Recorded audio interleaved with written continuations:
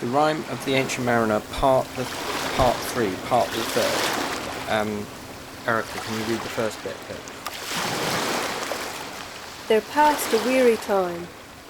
Each throat was parched and glazed each eye. A weary time, how glazed each weary eye. When looking westward, I beheld a something in the sky. At first, it seemed a little speck, and then it seemed a mist.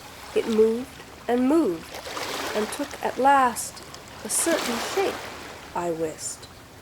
So we have in the first two verses of this part, the third, the mariner feeling very tired. It's a weary time. Each throat was parched, so they're very, they've got no water to drink.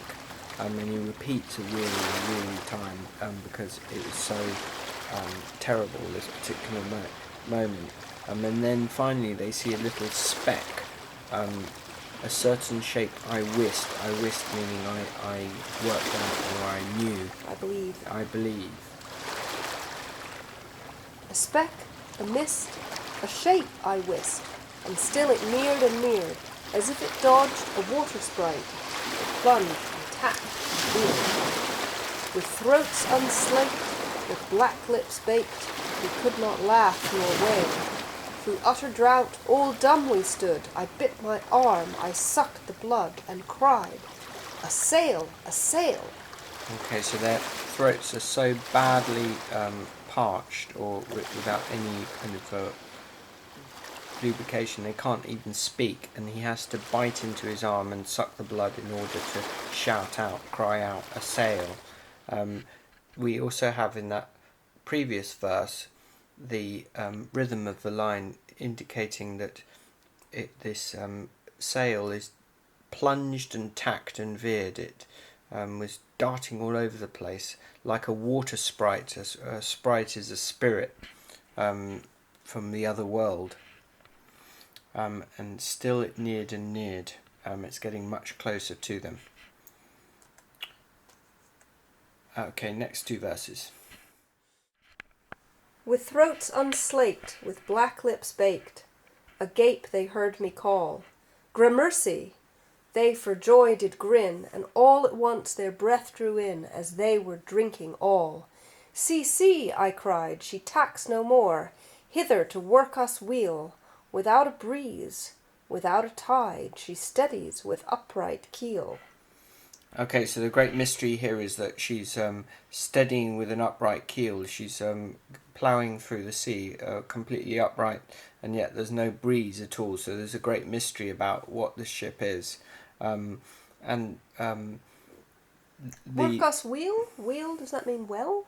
Yeah, to work us. I'm not sure actually. What do you think it means? Well, it's quite important because it's either...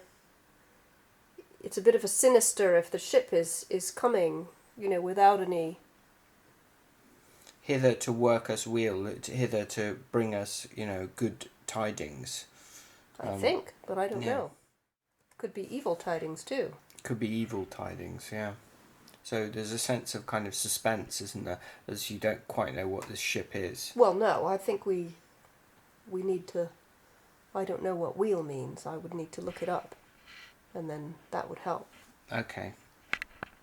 So we've now looked up wheel in the dictionary, and it means a good thing. So that's what they believe, or that's what the mariner believes, that the ship is going to help them. Yeah. Okay, we'll go on to the next bit.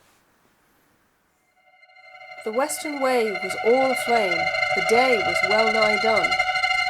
Almost upon the western wave rested the broad bright sun, when that strange shape drove suddenly betwixt us and the sun. And straight the sun was flecked with bars. Heaven's mother send us grace, as if through a dungeon grate he peered with broad and burning face. Okay, so we've got the end of the day coming, haven't we? And the western wave rested on the broad bright sun, so that it's disappearing into the horizon. And I think it's quite important to go straight on to the next bit to see what's happening. And straight the sun was flecked with bars. as if through a dungeon grate he peered, with broad and burning face. Okay. Alas, thought I, and my heart beat loud, how fast she nears and nears. Are those her sails that glance in the sun like restless gossamers? Are those her ribs, through which the sun did peer as through a grate? And is that woman, all her crew? Is that a death? And are there two? Is death that woman's mate? So we learn that there's no crew except a woman, and that the sails of the ship are like gossamers or a spider's web. They're not, you know, like a real ship at all. And he speculates that this is death, don't we? So we're kind of entering a sort of fantastical... Well, and it's a skeleton ship, isn't it? Because it doesn't even have a solid hull. That's why you can see the sun through the ribs of the ship. There's no actual hull to the ship, so it's a ghost ship. So it seems now quite unlikely that the ship is coming to work them wheel. Yeah. Her lips were red, her looks were free, her locks were yellow as gold. Her skin was white as leprosy. The nightmare, life in death was she, who thicks man's blood with cold. The naked hulk alongside came, and the twain were casting dice. The game is done, I've won, quoth she, that whistles thrice. The sun's rim dips, the stars rush out, at one stride comes the dark, with far-heard whisper, o'er the sea, off-shot, the spectre bark. So we have, it becomes very sinister, doesn't it? Because she's this beautiful woman, but her skin is white as leprosy, which is a kind of terrible disease. And she is the nightmare of life in death. She's worse than death because she's a sort of living death, isn't she? Who thicks man's blood with cold. She makes your blood run cold, makes it thick with coldness. And so with fear. With fear. The naked hulk came, so it's comes by their ship, and they seem to be playing dice. So she's gambling with death, who's the other figure. She's life in death. And she's gambling with death, and they're deciding who presumably should die. And off the sun rim dips, the stars rush out, so suddenly it becomes night. At one stride comes the dark, with far-heard whisper over the sea, off-shot the spectre bark. It's a spectre bark, it's a ghost ship. Spectre meaning ghost, and bark meaning ship. We listened and looked sideways up, fear at my heart, as at a cup my lifeblood seemed to sip. The stars were dim and thick the night, the steersman's face by his lamp gleamed white. From the sails the dew did drip, till clomb above the eastern bar the horned moon, with one bright star within the nether tip. So we get a bit of a kind of atmosphere, don't we, here, with the stars being dim and the thick night. The steersman's face by his lamp gleamed white. It's a sort of interesting echo of the white face of the life in death. Life in death.